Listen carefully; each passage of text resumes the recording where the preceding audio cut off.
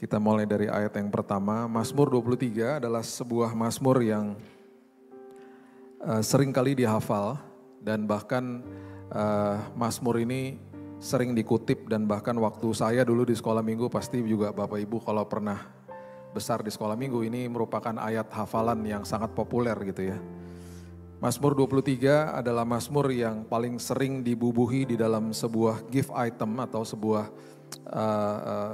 barang cenderamata, dan itu sebabnya Mazmur 23 ini seringkali hanya sekedar dihafal. Satu hari ada sebuah perayaan malam dana, dan di dalam malam dana ini di tengah-tengah acara ada seorang aktor disuruh maju ke depan, suruh membacakan Mazmur 23. Dan waktu dia membacakan Mazmur 23 dengan intonasi, dengan gaya actingnya dia gitu ya. Setelah selesai membacakan semua hadirin tepuk tangan. Karena hebat lah gaya berbahasanya.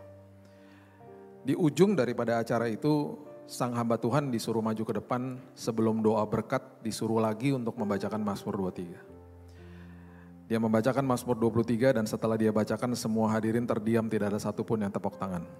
Karena semua menangis. Yang satu membacakan Mazmur 23 karena hafal. Yang satu membacakan Mazmur 23 karena menghidupinya. Orang akhirnya diberkati. Itu sebabnya firman Tuhan gak bisa hanya sekedar hanya dibaca, kemudian oh ya saya ngerti ayat ini, gak bisa. Firman Tuhan harus dihidupi setiap hari. Ketika firman dihidupi setiap hari, kehidupan kita berbobot. Mazmur 23 ditulis oleh seorang anak Tuhan yang hidupnya berkelana di dalam kehidupan rohaninya, namanya Daud. Dia kira-kira diurapi untuk menjadi raja itu sekitar 13-15 tahun. Dia masih menunggu 17 tahun untuk jadi raja. Di usia kira-kira 19 tahun, dia bangun pagi, dia tidak tahu bahwa hari itu dia akan berhadapan sama Goliat. Dia bangun pagi, dia disuruh sama bapaknya untuk antar roti sama keju ke kakak-kakaknya yang ada di lembah Elah atau lembah Tarbantin. Kenapa mereka ada di sana? Karena Goliat lagi mengancam mereka atau menantang mereka. Dia gak mau perang terbuka. Dia minta ditantang satu sama satu aja, duel satu sama satu. Dan isi daripada tantangannya adalah kalau saya kalah saya nyembah kamu, kalau kamu kalah kamu nyembah saya. Nyembah itu artinya berarti jadi budaknya. Jadi kalau kalah, seluruh bangsa Israel diambil sama dia, bahkan keluarganya jadi budaknya. Itu sebabnya bangsa Israel cemas. Bahkan Alkitab mengatakan Raja Saul pun cemas. Nun jauh di sana, ada seorang bocah yang kira-kira umur 19 tahun pada saat itu bangun pagi. Dia gak tahu hari itu dia akan berhadapan sama Goliat. Kita bangun pagi di tahun 2020, bulan-bulan Maret, kita gak pernah tahu bahwa di bulan itu terjadi lockdown di Indonesia. Saya tidak pernah tahu di tanggal 2 Januari 2019 ketika saya bangun pagi, siang harinya saya akan berhadapan dengan dokter dan saya divonis mati 3 bulan karena kena penyakit kanker darah. Kita nggak pernah tahu ketika ada ujian di depan kita. Yang kita bisa kontrol dalam hidup ini adalah pastikan hidupmu dikuasai firman. Ketika ujian hadir, kita siap. Daud hidupnya gak pernah dilihat orang. Tapi di padang belantara ketika tidak ada yang melihat, hidupnya dikuasai firman. Bahkan kambing domba yang digembalakan gak banyak kok, cuman 2 atau 3. Itu dinyatakan sama kakak-kakaknya waktu dia sampai tiba di lembah Elah itu, lembah Tarbantin ketemu kakaknya. Pagi hari itu mungkin dia bangun pagi dan bapaknya bilang, "Ut, antar roti sama keju buat kakak-kakakmu." Di mana lembah Elah itu? Ya kamu Google Map aja, ribet amat sih. Mungkin, saya nggak tahu. Saya kan nggak di situ, saya nggak tahu mereka ngomong. Akhirnya tiba di sana, disuruh pulang sama kakaknya. Maksudnya diketawain dan juga dicemooh lah. Bocah soalnya, 19 tahun. Puji Tuhan loh Bapak Ibu, dia kepo ya, bahasa Jakarta itu kepo. Pengen tahu. Dia tanya ada apa sih? Ya mereka jelasin lah, ditantang sama Goliat dan lain sebagainya. Ada sebuah kalimat, ya. Ada sebuah kalimat, nanti Bapak Ibu baca sendiri di rumah ya. 1 Samuel 17 ayat 26. 1 Samuel 17 ayat 26 adalah perkataan Daud yang membawa dia akhirnya berhadapan sama Goliat. Cuman satu perikop itu, cuman satu ayat itu, cuman satu kalimat itu aja. Dia utarakan dan dia akhirnya berhadapan sama raja, akhirnya dia berhadapan sama Goliat. Kalau diartikan dalam bahasa Indonesia sehari-hari, 1 Samuel 17 ayat 26 tuh kira-kira berbicara begini. Dia ngomong gini, di hadapan semua prajurit, termasuk kakaknya. Dia ngomong gini, kira-kira gini, loh kita kan bangsa bersunat, dia kan tidak. Bangsa bersunat saat itu, ingat ya kalau kita baca perjanjian lama, semuanya serba fisik Bapak Ibu. Kalau manusia ingin diperdamaikan dengan Tuhan, ada korban bakaran, serba fisik lah semuanya. Bahkan detailnya tuh ngejelimet gitu loh.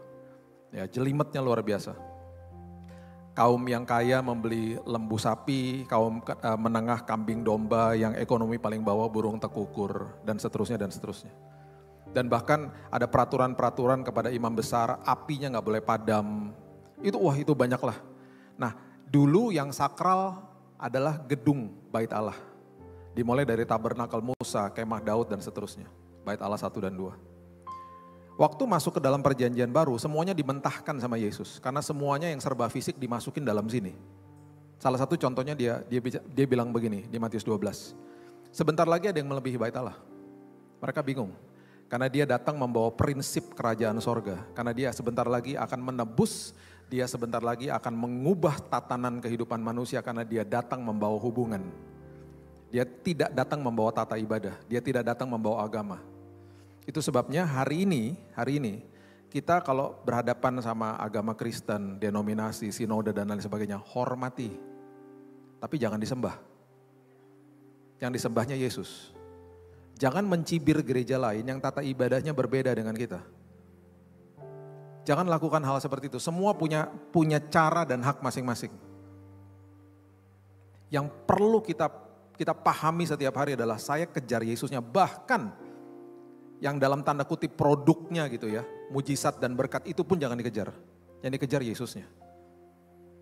Ketika kita mengerti itu dengan benar, kita akan hidup di dalam berkat Tuhan. Berkat itu artinya bukan materi. Berkat itu artinya saya cakap mengelola apa yang Tuhan titipkan dalam hidup saya. Jadi kita nggak bisa pengertian-pengertian seperti begitu, kita akhirnya jadi kerdil rohani. Akhirnya ketika kita mengerti salah, kita menjadikan Tuhan dewa. Kita transaksi sama Tuhan. Dan itu yang bahaya. Itu sebabnya ketika Yesus datang, dia mengubah semua tatanan. Sebentar lagi ada yang melebihi Bait Allah. Mereka bingung lah. Markus 13 mereka keluar dari Bait Allah, mereka bilang gini, apalagi yang lebih besar daripada ini, orang ini Bait Allahnya luar biasa besarnya. Semua prinsip itu dipertajam sama Paulus, tubuhmu adalah Bait Allah. Itu sebabnya di tahun 2020, ketika orang-orang katakan gereja ditutup, saya bilang gini, hati-hati loh, gereja bukan ditutup, gedungnya ditutup. Gereja tetap buka dan selalu buka dan gak bisa ditutup. Karena gerejanya adalah eklesia, orang-orang yang dipanggil keluar, siapa? Saudara dan saya. Gereja gak bisa ditutup. Karena gereja gak bisa ditutup, ibadah jalan terus. Karena kita gerejanya, dulu gedungnya. Dulu yang sakral pengorbanan, sekarang pengorbanan gak ada artinya tanpa ketaatan. Semuanya dimasukin sini kok. Dulu yang dilihat adalah korban bakaran, apinya gak boleh padam. Sekarang api yang gak boleh padam di mana? Di dalam sini. Dimulai dari hati baru keluar. Dulu yang dilihat luarnya. Itu sebabnya jangan kejar hal-hal yang terlihat. Ujung-ujungnya untuk diperlihatkan kepada orang lain toh. Kejar hal-hal yang tidak terlihat. Karena itu akan menenangkan jiwa. Banyak orang kejar jabatan, harta, status, uang. Yang terjadi adalah ngawur hidupnya. Mereka lupa untuk mengejar damai sejahtera, sukacita, hikmat, pengharapan di dalam Tuhan. Ketika itunya beres, luarnya beres. Ketika luarnya dulu mau diberesin, dalamnya gak beres. Orang bunuh diri akhirnya. Orang stres, depresi akhirnya. Itu yang Daud berusaha sampaikan kepada kita di di dalam kisahnya dia, dan kemudian di Mazmur 23 yang sangat-sangat syarat dengan pewahyuan. Ketika dia bilang begini, apa yang bisa dilakukan oleh orang yang tak bersunat itu kepada kita? Bersunat itu artinya memiliki urapan Tuhan, memiliki hadirat Tuhan. Jadi dia bilang begini, kita kan bersunat. Dengan kata lain, kita kan punya hadirat Tuhan. Kita punya penyertaan Tuhan, dia tidak ada penyertaan Tuhan. Dengan lain kata, Daud tuh bicara begini, loh kamu ya kirim prajurit yang paling ceking pun lawan dia, menang kamu. Itu loh, bocah 19 tahun yang lagi bawa roti sama keju. Saya percaya hari itu Tuhan kirim dia ke sana. Bukan sekedar Tuhan gerakan bapaknya untuk kirim dia ke sana, untuk membuka mata mereka. Itu adalah gambaran daripada orang Kristen yang hidupnya hanya sekedar mengerti firman dan hidupnya selalu ketakutan karena cuma ngerti aja, oh iya ayat ini bunyinya begini, sekedar tahu aja gitu. Tapi gak dikuasai firman hidupnya. Makanya hidupnya penuh ketakutan, kekhawatiran, gelisah dan seterusnya. Memerlukan seseorang Kristen yang hidupnya dikuasai firman untuk datang kepada dia bilang gini, kamu tahu gak ayat ini bicara begini.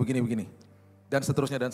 Terus orang itu yang hidupnya hanya tahu firman bilang gini, aku tahu sih yang kamu ngomong. Tapi kenapa waktu kamu ngomong beda ya? Karena yang ngomong itu dikuasai firman. Sama seperti Daud, mereka udah tahu. Mereka adalah bangsa bersunat. Mereka udah tahu bahwa mereka itu memiliki urapan Tuhan. Mereka udah tahu kok. Tapi gak dihidupinya, makanya ketakutan. Bayangkan ya, kalimat itu dibawa ke raja.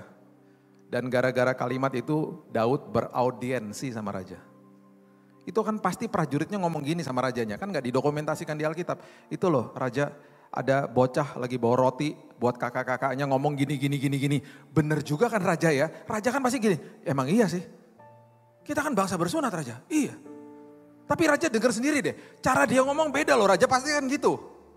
Gak mungkin bocah 19 tahun bawa roti sama keju suruh ngomong sama raja. Waktu dia bicara sama raja, ditanya kredibilitas dia. Kamu tuh anak siapa sih? Anaknya Isai. Emang kamu punya pengalaman perang? Enggak. Kamu kok bisa berani kayak begini? Mungkin ditanya terus-terusan. Dia bilang begini, loh raja, saya tuh udah biasa merobek rahang singa dan beruang di padang. Itu makhluk-makhluk yang tidak bersunat. Saya bersunat, saya punya hadirat Tuhan. Makanya saya berani. Loh raja, itu loh si Goliat gak bersunat. Bentuknya beda aja sama singa sama beruang. Sama aja gak bersunat. Bagi saya sama aja. Ngomongnya convincing. Ngomongnya luar biasa. Bayangkan ya, nasib sebuah bangsa. Nasib sebuah bangsa diserahkan kepada bocah 19 tahun yang lagi bawa roti sama keju. Kalau kalah selesai mereka. Dikasih loh, ya udah kamu yang lawan Goliat. Dikasih baju perang, mau dia? Gak mau. Berat katanya. Loh kamu mau bawa apa? Pasti kan ditanya gitu. 5 batu, tas kecil buat batunya, tongkat, sama umban, selepetan. Diketawain sama Goliat. Dan saya percaya kakak-kakaknya dan prajurit Israel juga pasti ketawain dia. Tetapi di dalam benaknya bocah ini, yang hidupnya dikuasai firman, saya percaya ketika dia maju dia katakan begini kepada Tuhan. Tuhan, apapun yang kecil di tanganku, ketika bermitra sama Tuhan jadi perkara besar. Mati Goliat, mati. Tongkat di tangan Musa gak ada artinya. Ketika bermitra sama Tuhan, lautan kebelah Bapak Ibu. 5 roti dan 2 ikan gak ada artinya. Ketika bermitra sama Tuhan, ribuan orang makan, bukan 5.000 loh. 5.000 pria itu dikatakan. Kalau istri 1, 2 anak, 20.000 orang saat itu. Itu Tuhan. Hari ini kalau kita hanya punya lutut untuk berdoa, dan kemudian hanya punya air mata hari ini. Kalau itu bermitra sama Tuhan jadi perkara besar. Itu Daud. Itu sebabnya, itu backgroundnya, itu backstory-nya, itu latar belakang dia tulis Mazmur 23. Makanya dia katakan apa di ayat yang pertama? Mazmur Daud, Tuhan adalah gembalaku, takkan kekurangan aku. Takkan kekurangan aku itu adalah pesan-pesan mesianik. Kenapa pesan mesianik? Karena akhirnya dipertajam sama Yesus di perjanjian baru. Dan Yesus banyak sekali mengutip perkataan-perkataan daripada Daud. Itu dipertajam semua karena roh Allah ada bersama dengan dia. Kalau roh Allah bersama dengan dia, perkataan dia pun akan dipertajam sama Yesus nantinya. Oh, dipertajamnya luar biasa. Yesus menggunakan metafor-metafor supaya mereka mengerti. Mereka bergerak dalam bidang agraris dan lain sebagainya. Salah satu yang dia katakan apa? Dia katakan begini, kamu adalah ranting, aku adalah pokok anggur, Bapakku pengusaha. Kalau kamu ranting, kamu melekat kepada pokok anggur, apapun yang pokok anggur miliki, kamu miliki. Itu artinya loh. Makanya kamu gak akan kekurangan apapun, karena kamu melekat kepada pokok anggurnya. Waktu saya kena kanker, saya bilang gini, Tuhan, saya ini ranting loh Tuhan. Saya melekat kepada pokok anggur. Pokok anggur kan gak punya kanker.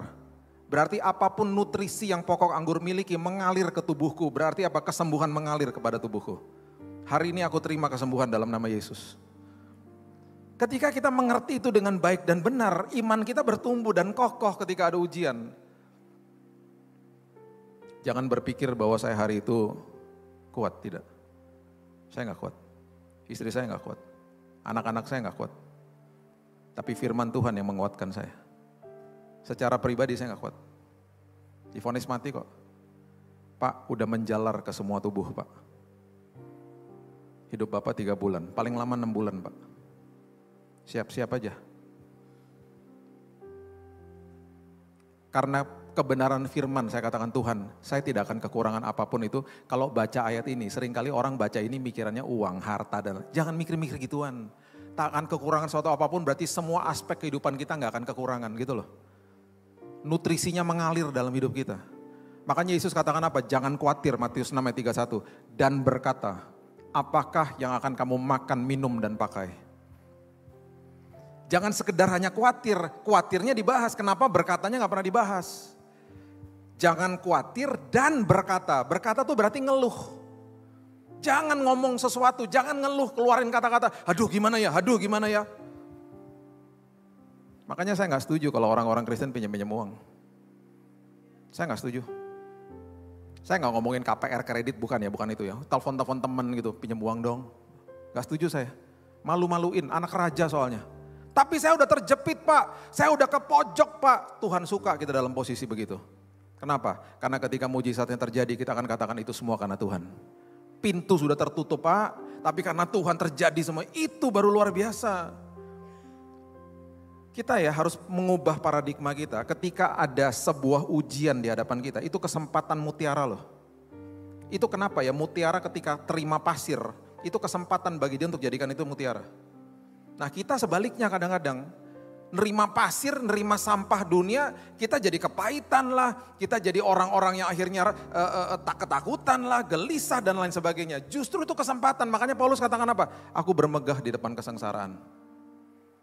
Kalau saya bisa tambahkan tuh harusnya ada kalimat apa? Karena ini kesempatan bagi aku untuk apa? Dia lanjutkan apa? Untuk aku tekun. Karena itu akan melahirkan 2 buah, apa buahnya? Tahan uji dan pengharapan yang tidak pernah mengecewakan. Tahan uji bahasa Inggrisnya karakter. Karakter yang tahan uji. Ini kesempatan loh buat aku. Itu arti makna daripada ayat 1. Gak akan kekurangan apapun. Nah, ayat yang kedua. Ini adalah jantung daripada Mazmur 23. Jantung daripada Mazmur 23. Kalau gak ngerti ayat yang kedua, tidak akan ngerti Mazmur 23. Ayat yang kedua dimulai dengan kalimat ini. Ia membaringkan aku di padang yang berumput hijau. Ia membimbing aku ke air yang tenang. Ini karena udah sering dihafal, jadi kita ya udahlah biasa aja. Ingat ya, Tuhan adalah gembala, berarti kan kita domba. Mohon maaf ya, Bapak Ibu, ini bukan kata saya loh, katanya penelitian. Domba itu salah satu binatang terbodoh.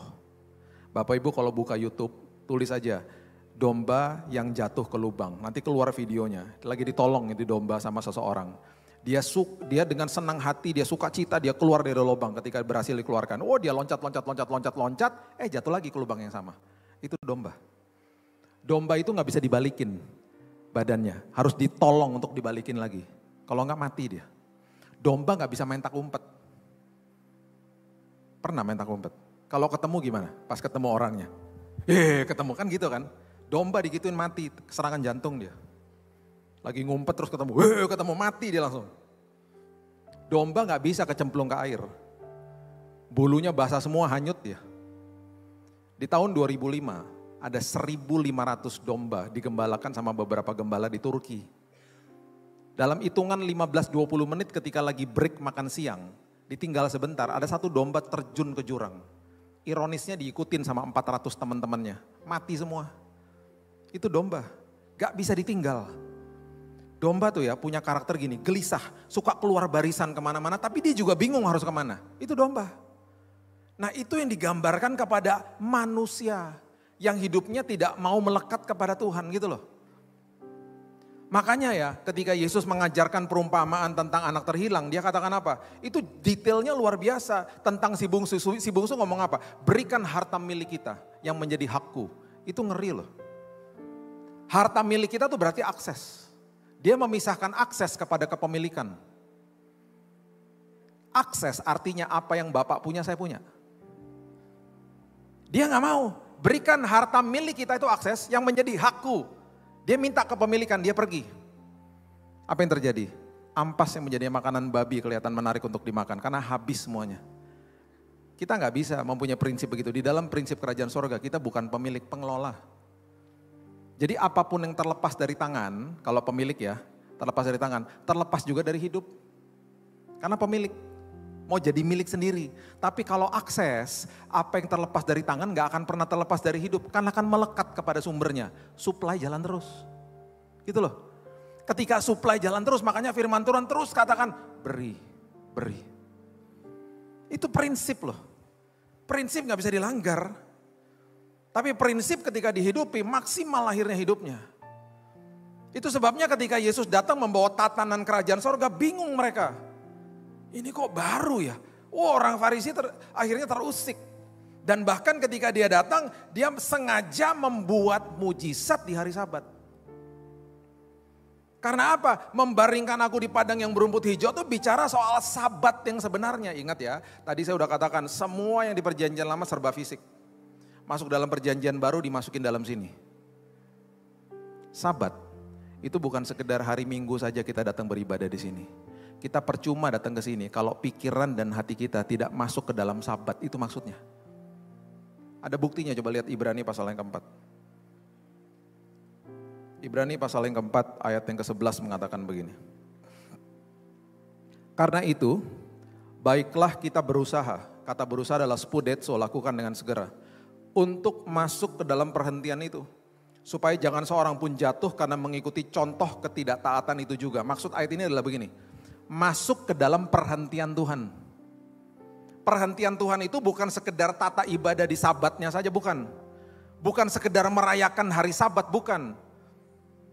Masuk dalam perhentian itu berarti pikiran dan hati masuk ke dalam perhentian Tuhan atau tinggal di dalam damai Tuhan, itu maksudnya. Oh dalam. Ketika Yesus mulai mengubah tatanan-tatanan ini luar biasa. Dan ketika dihidupi luar biasa.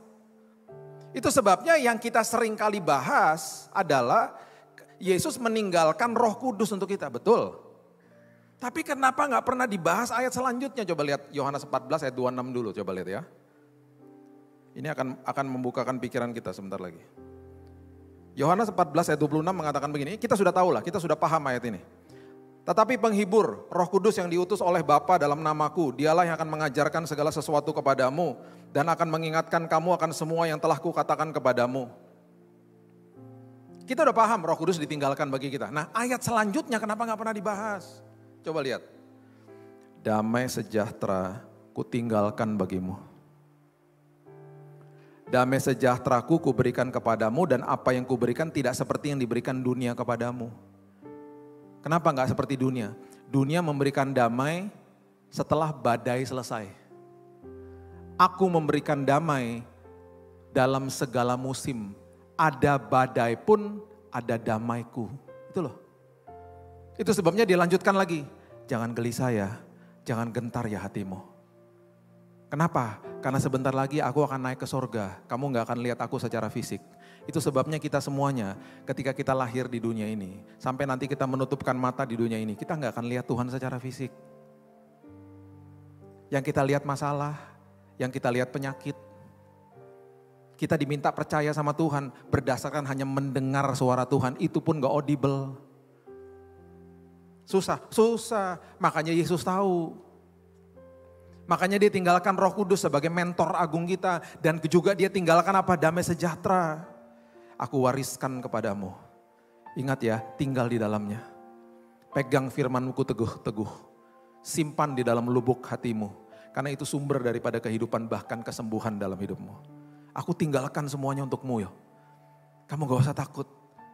Aku tidak pernah sedetik pun meninggalkanmu. Makanya hadirat Tuhan gak bisa dirasakan pakai perasaan. Kita lagi kalau pujian penyembahan rasakan hadirat Tuhan kita bisa nangis itu karena emosi kita tersentuh. Tapi kan emosi gak tersentuh setiap saat.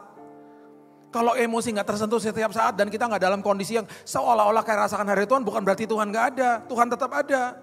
Karena hadirat Tuhan harus dinilai dengan iman bukan dengan perasaan saja. Itu loh.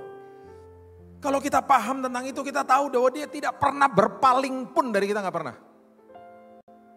Kita akan makin kokoh dalam iman kita. Jadi masuk ke dalam perhentian Tuhan itu tinggal di dalam damai Tuhan. Untuk apa sih? Coba lihat 1 Petrus 5 ayat yang ke-7 coba lihat. Ini kaitannya luar biasa. Karena semua ayat di Alkitab itu hidup dan saling berkaitan walaupun ditulis dalam kurun waktu 1400 sampai 1500 tahun. Di tempat yang berbeda-beda, oleh orang yang berbeda-beda, dalam bahasa yang berbeda-beda, dalam kultur yang berbeda-beda. Kok nyambung semuanya? Itu luar biasa kan? 1 Petrus 5 ayat 7, serahkan segala kekhawatiranmu kepadanya sebab ia yang memelihara kamu. Jadi ini jadi doa saya setiap hari. Doanya gimana? Kalau bangun pagi, saya bilang gini, tadi pagi saya bangun, saya bilang, Tuhan, aku serahkan ya Tuhan, semua kekhawatiranku kepadamu, walaupun aku belum merasakan. Kalau sampai ada Tuhan hari ini, aku udah serahin loh Tuhan. Tukar Tuhan sama apa? Damai sejahtera yang Tuhan sudah wariskan bagi aku. Tukar ya Tuhan. Supaya apa? Supaya ayat 8 terjadi. Ini lihat, coba lihat ayat 8. Ayat 8 yang katakan begini, sadar dan berjaga-jaga lawanmu si iblis berjalan keliling. Sama seperti singa yang mengaum-ngaum. Sama seperti, berarti bukan singa. Belagak jadi singa yang menakut-nakuti manusia. Karena cuman itu yang dia bisa lakukan. Karena cuman itu yang dia bisa lakukan untuk menakut-nakuti pikiran kita. Terus apa dikatakan? Mencari orang yang dapat ditelan. Perhatikan kata dapat.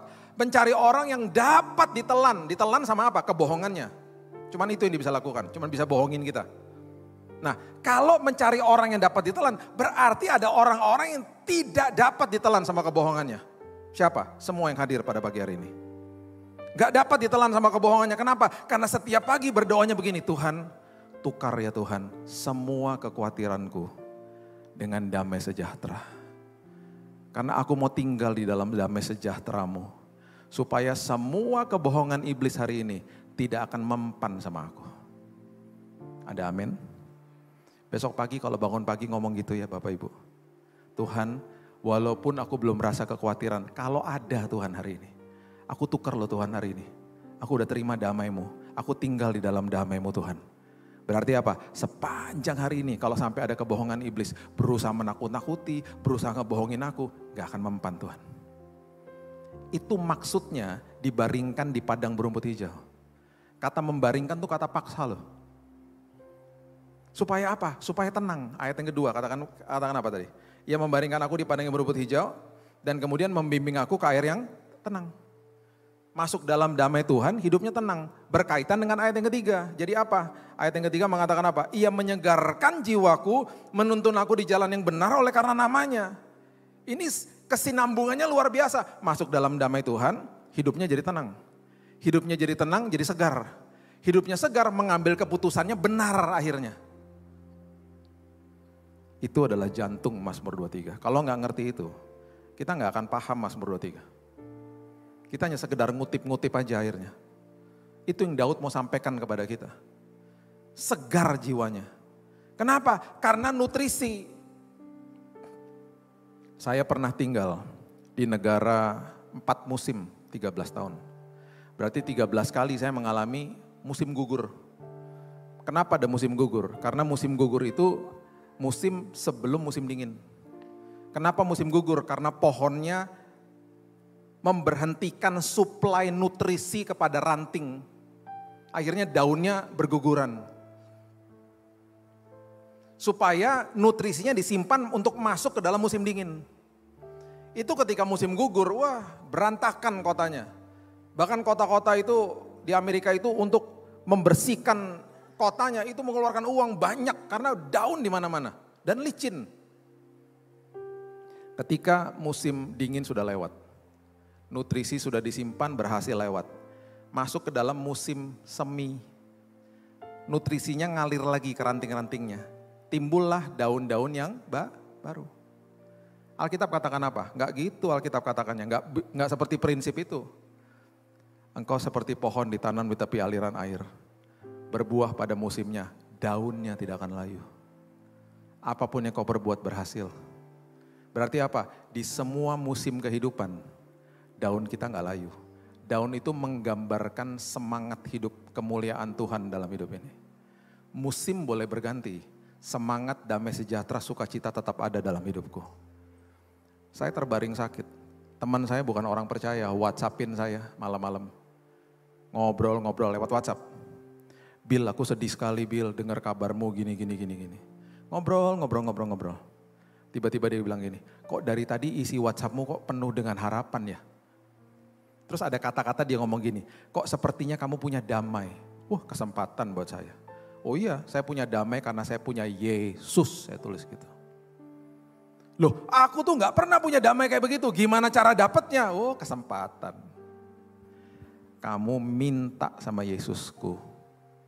Tapi kalau kamu cuman minta, itu namanya eksploitasi. Kamu percaya dulu sama Yesusku. Jadi nanti malam sebelum kamu tidur, kamu serahkan hidupmu sama dia.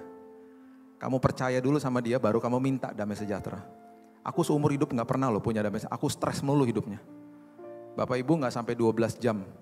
Jam 7 pagi saya bangun, saya udah baca WhatsApp-nya udah masuk dari jam 5 pagi.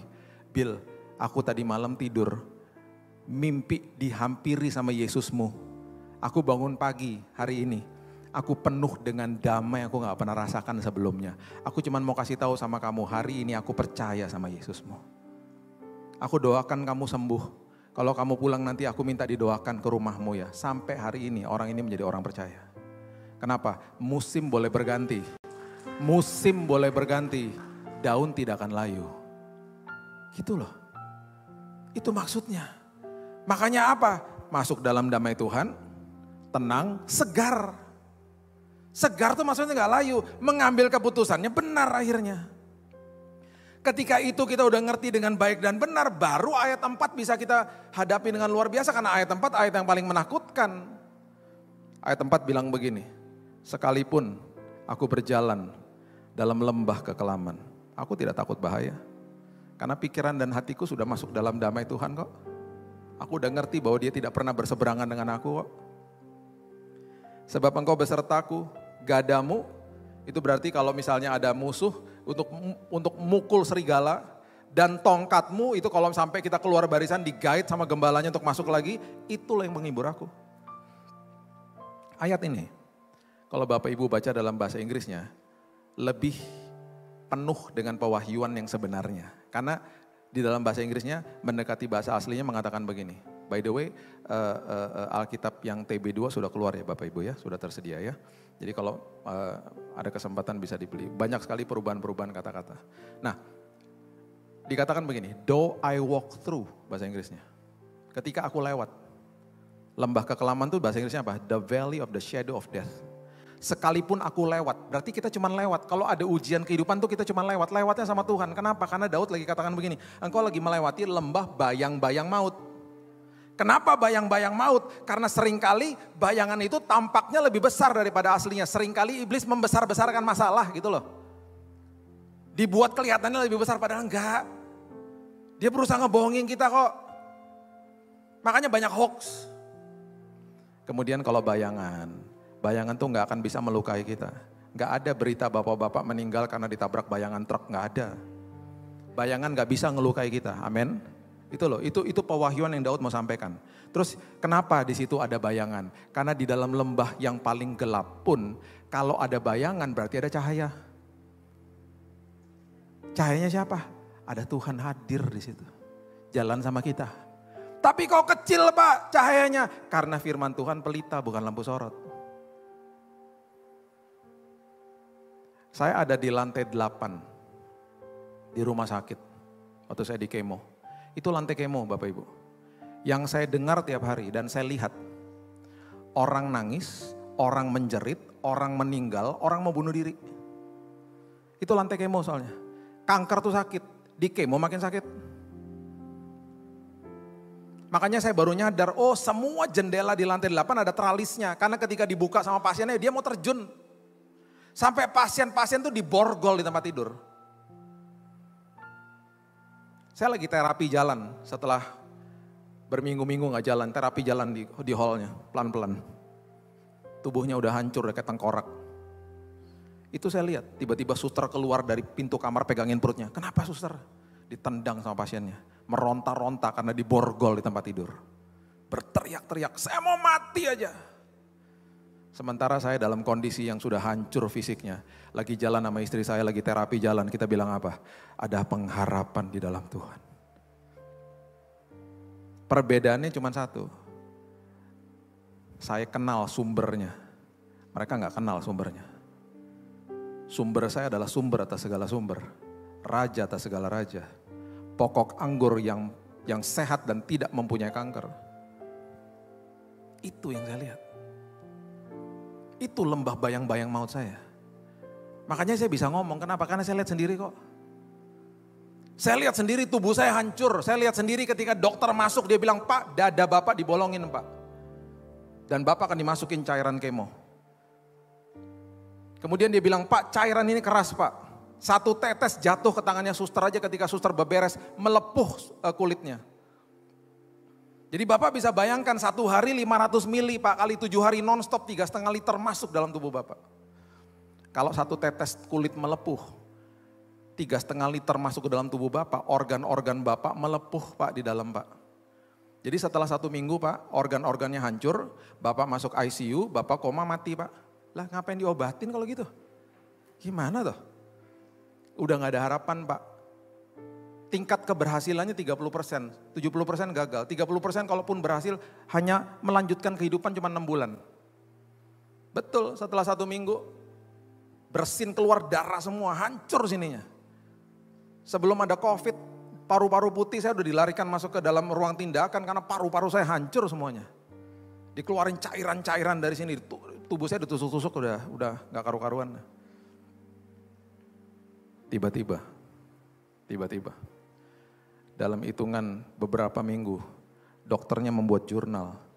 Pasien pertama, ketika dalam posisi transfusi darah dan lain sebagainya, harusnya gak bisa makan.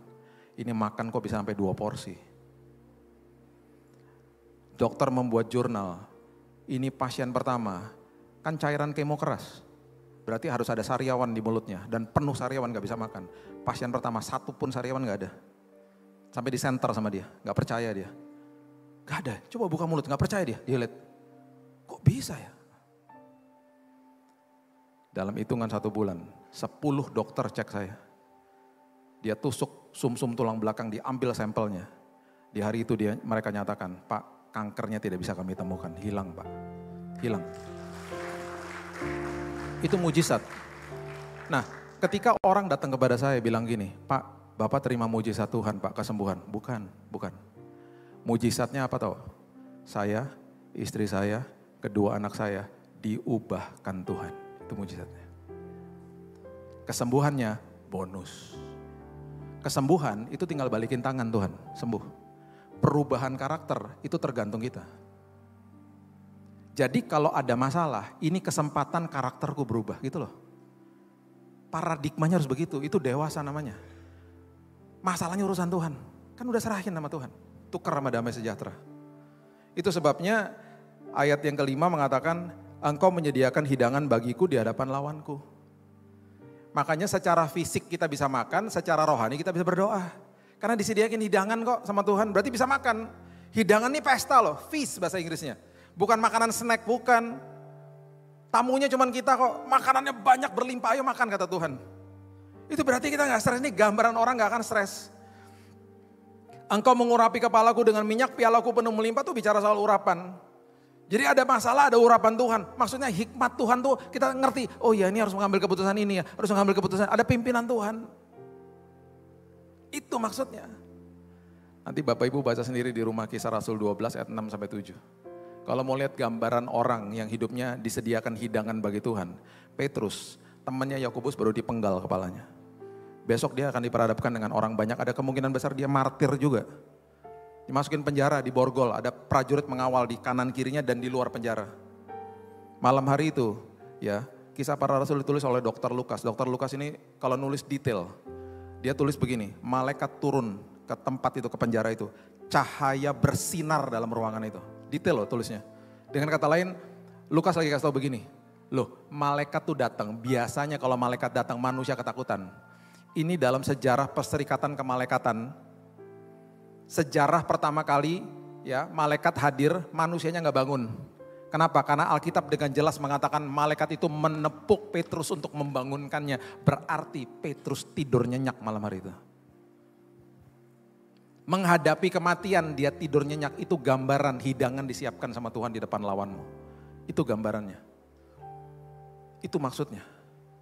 Kenapa? Mengacu lagi ke ayat yang kedua tadi. Karena dalamnya tenang udah. Masuk dalam perhentian Tuhan. Dan akhirnya di ayat yang ke-6 firman Tuhan katakan apa? Kebajikan dan kemurahan belaka akan mengikuti aku seumur hidupku. Dan aku akan diam dalam rumah Tuhan sepanjang masa. Saya akan tutup dengan kesaksian nyata ini di tahun lalu. Saya ini suka minum kopi, ada yang suka minum kopi di sini? Oh ada, oke. Espresso? Pasti berkurang lagi, oh udah ya. Double espresso? Wah iya Pak, kita cuma berdua tuh. Selalu gitu, pertama banyak, lama-lama murah. Oke, saya tuh punya mesin kopi di rumah saking suka minum kopi ya. Dan waktu tahun lalu bulan April, kelompok sel kami sudah kembali onsite gitu ya. Saya mentor sekitar 20-30 teman-teman saya. Dan itu mereka udah mulai balik ke rumah gitu, setiap minggu sekali. Mereka tuh peminum kopi, hampir semua minum kopi. Saya tuh iseng-iseng ngomong sama istri saya gini loh. Sayang, ini ada mesin kopi. Bijinya dimasukin, dia nge-grind di dalamnya, jadilah 1 cup, jadi fresh banget. Kita liatin mesinnya gitu. Mahal banget ya, iya mahal katanya. Minggu depannya kami pergi ke Bandung karena keluarga istri saya, kakaknya tinggal di sana, di Bandung. Di perjalanan masih ngomongin lagi tuh mesin kopi. Sampai di Bandung, masuk ke dalam rumah kakaknya, tiba-tiba mesin kopi itu ada di ruang tamunya. Persis sama. Kita berdua langsung gini, mesin kopinya ada di sini. Oh iya, persis sama. Terus kinclong, bersih gitu. Saya bilang, ini dibersihin terus ya tiap hari ya? Oh kayak seperti baru gitu. Enggak, aku udah beli 3 bulan lalu. Kok bersih sekali gitu? Iya gak pernah dipakai. Loh, kenapa gak pernah dipakai? Pusing, tombolnya banyak katanya. Lu jadi baca lah buku manualnya. Males. Aku dari beli pertama kali sampai hari ini tetap masih minum kopi tubruk katanya gitu. Terus istri saya buka buku manualnya. Saya dibuatin sama dia. Wah memang nikmat, memang fresh karena kopinya, luar biasa. Udah kita bertamu, setelah selesai mau pulang kakaknya bilang gini. Bill, kamu kan suka kopi, itu mesin gak dipakai. Udah bawa pulang aja gitu sana. Kok bisa ya? Mesin kopi yang persis kayak gitu saya ngomong di mobil. Yang tahu cuman saya, istri saya sama Tuhan loh. Gak ada yang tahu yang lain. Pulang bawa mesin kopi yang itu. Persis sama. Oke itu kan bagian saya ya. Minggu depannya istri saya dapat telepon dari temannya. Ci, aku nih baru beli 2 malam penginapan di Ubud buat orang tuaku katanya. Belakangnya villa, belakangnya sawah, indah sekali. Bulan Mei. Tapi aku salah masukin. Aku masukinnya bulan April. Orang tuaku gak bisa pergi dan ini gak bisa di-refund. Aku telepon kamu, aku mau nawarin buat kamu aja. Kasih gratis. Karena kalau gak sayang, dia bilang gitu. Tanya Billy bisa gak tengah minggu? Dia tanya saya bisa, waktu saya pas lagi gak ada pelayanan. Oke bisa, cuman 2 malam. Nah ini karena kesalahanku, aku sekalian siapin tiket pesawat. Karena ini juga kesalahanku, nanti aku siapin juga penjemputan dari airport sampai ke Ubud. Kan dari airport Bali sampai Ubud kan jauh. Kamu bawa koper aja udah. Singkat cerita kita berangkat, ya itu ya kayak Tuhan tuh luar biasa ya. Itu teman saya orangnya teliti loh. Kok bisa mau beli bulan Mei kayak tangannya digeser sama Tuhan, terus bulan April gitu loh. Memang itu buat kita memang sepertinya.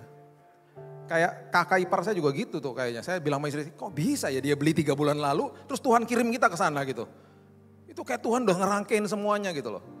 Sampai kita di Bali, kita buka itu villa, istri saya nangis. Karena apa? Di belakangnya bukan sekedar sawah Bapak Ibu, hutan. Hutan, sawah, sungai sama burung berterbangan, indahnya luar biasa. Dia nangis. Saya bilang, kenapa kamu nangis?